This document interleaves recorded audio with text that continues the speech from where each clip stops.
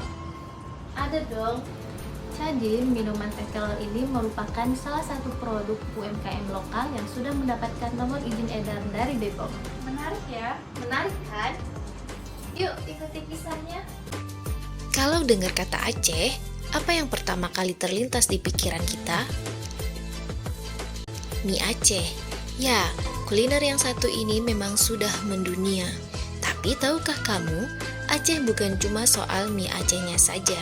Di balik kelezatan kulinernya, tanah Serambi Mekah ini menyimpan kekayaan rasa dan potensi yang jauh lebih luas, dari dapur masyarakat hingga kebun-kebun desa.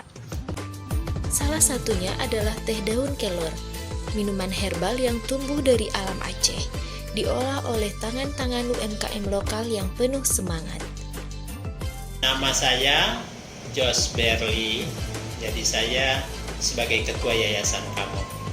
Nama Kamo itu sebenarnya, Kamo itu dalam bahasa Aceh, kita. Lalu singkatan dari Kamo itu sebenarnya Kelor, Yayasan Kelor Harapan Kamo. Jadi dia singkatan dari nama yayasannya, kemudian Kamonya sendiri punya makna dalam bahasa Aceh.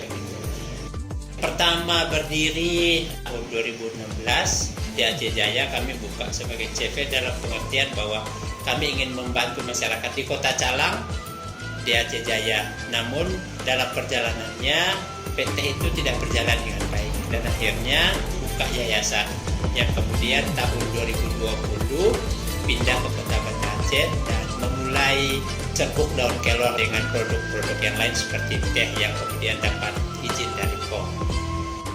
Dalam proses kami mengurus izin edar ini, POM sangat menolong kami dalam semua prosesnya.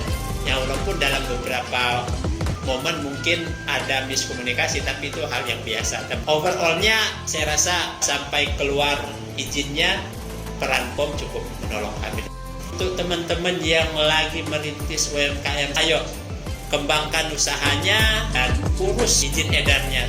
Kalau kita mau berkembang dalam usaha UMKM kita, salah satu hal yang harus kita buat ya ikuti aturan yang ada. Nah, gitu ceritanya. Gimana? UMKM lokal Aceh makin keren ya. Iya dong.